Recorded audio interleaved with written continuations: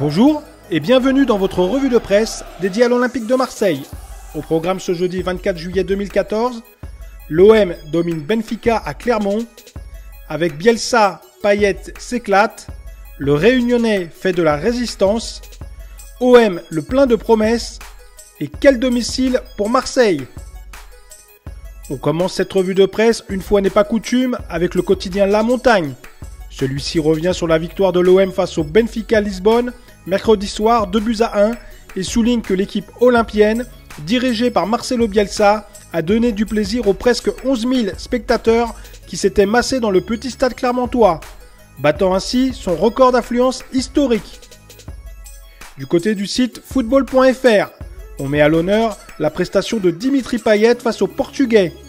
Avec Bielsa, Payet s'éclate, titre le média qui estime que le technicien argentin, en repositionnant le joueur réunionnais en numéro 10, permet à ce dernier de faire valoir sa technique, mais aussi sa vision du jeu.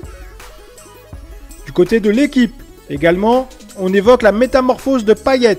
On rappelle également qu'à ce jour, il n'est pas certain de rester à l'OM pour la saison à venir, mais qu'avec ses deux sorties, face à Leverkusen et Benfica, l'international français pourrait définitivement convaincre ses dirigeants, mais surtout son entraîneur, de le conserver malgré tout. Dans la Provence, on évoque un OM plein de promesses. Séduit par les premières sorties de cette équipe made in Bielsa, le quotidien régional se montre optimiste pour la suite, mais sans s'enflammer. Cet Olympique de Marcelo semble sur le bon chemin. Ce dernier n'est pas du genre à se laisser bercer par 2 succès en amical, rapporte le journal. On termine cette revue de presse avec encore et toujours le conflit qui oppose le club phocéen à la ville de Marseille. Pour le stade Vélodrome, quel domicile pour l'OM, titre le Dauphiné. Le journal régional rappelle que le club marseillais dispose de peu de solutions pour ne pas jouer au Vélodrome et celle de Montpellier semble la plus probable. Une telle issue inquiète les supporters, à l'image de Michel Tonini des Yankees, qui n'hésite pas à dire que c'est la vie du club qui est en jeu. Voilà, c'est terminé pour aujourd'hui. On se donne rendez-vous dès demain pour un nouveau tour d'horizon de l'actualité olympienne.